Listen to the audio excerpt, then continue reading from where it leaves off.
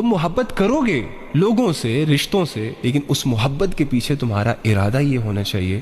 کہ اس محبت سے میں نے اللہ کی رضا کو حاصل کرنا ہے۔ اور اللہ کی رضا گرل فرینڈ بوائے فرینڈ والی محبت سے حاصل نہیں ہوتی، لیٹ نائٹ تک ایک دوسرے کو جگا کر رکھ کر ایک دوسرے سے فضول کی باتیں کر کے حاصل نہیں ہوتی۔ اللہ کی رضا ان سچے جھوٹے وعدوں سے حاصل نہیں ہوتی بھائی، یہ تیرا کرائیٹیریا ہے، یہ تیری سو کالڈ سوچ ہے۔ اللہ کی رضا اس محبت کو اپنانے سے حاصل ہوتی ہے، اسلام کے مطابق، شریعت کے اصولوں کے مطابق۔ اللہ کی رضا اس محبت کی رسپانسبلٹی اٹھانے سے حاصل ہوتی ہے، اس سے ایک نسل نکالنے سے حاصل ہوتی ہے، اور پھر اس نسل کی پرورش کرنے سے اللہ کی محبت حاصل ہوتی ہے۔ یہ مارکیٹ میں جو آج کل محبتیں چل رہی ہیں نا، اس سے ہم اللہ کی رضا تو نہیں حاصل کر سکتے، ہاں البتہ اپنے آپ کو اللہ کی اس جہنم کا مستحق بنا سکتے ہیں کہ جس کی گہرائی 70 سال کی ہے، جس کی آگ دنیا کی آگ سے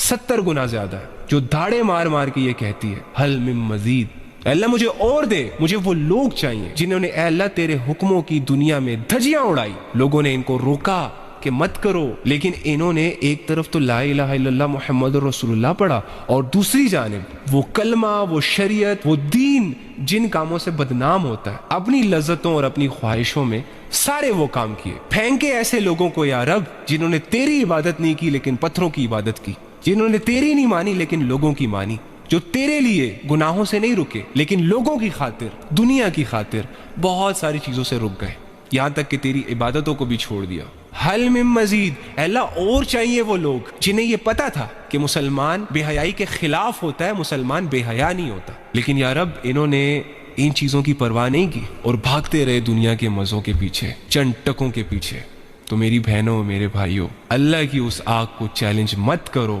جس کے بارے میں صحابہ جب سنتے تھے نا تو چیخ چیخ کے روتے تھے کہ اللہ کے نبی، کیا دنیا کی آگ کم گرم تھی جو اللہ رب العزت نے اس کو بھی 70 گنا زیادہ کر دیا؟ یہ وہ رب جس پر لوگوں نے جان دے دی یار، اس رب کی ویلیو ہماری نظروں میں اتنی نہیں ہے کہ ہم یہ چھوٹی سی زندگی نہ جانے کب کس موڑ پہ ختم ہو جائے، یا پھر یہ بچی کچی زندگی، کسی کے پاس 10 سال کی زندگی ہوگی تو کسی کے پاس 20 سال کی زندگی ہوگی، تو یہ بچی کچی زندگی اس کے حوالے کر دی جائے، اس کے لیے گزاری جائے۔ یار وہ لوگ جو ہمیں برباد کرنے پر تلے ہوتے ہیں ان پر ہم 10 سال ضائع کر دیتے ہیں، لیکن وہ اللہ جو ہمارا ایک ایک سیکنڈ قیمتی بنانا چاہتا ہے، اس اللہ پر بھروسہ کرنے کے لیے تیار ہی نہیں ہے میرا دل، اس اللہ سے جڑنے کے جذبے ہی نہیں ہے میرے دل میں۔ جس بھی خواہش کو اٹھا کے دیکھو، جس بھی سوچ کو سوچ کے دیکھو، میری ساری خواہشیں دنیا سے، میری ہر لذت دنیا سے، مجھے نہیں سمجھ آتی کہ ایک ایسا انسان جس کا موت پر ایمان ہو، اسے پتا ہو کہ میں نے مرنا ہے، اور پھر یہ ایمان ہو کہ مرنے کے بعد پھر میں نے زندہ بھی ہونا ہے، وہ کیسے اللہ کو بھول جاتا ہے؟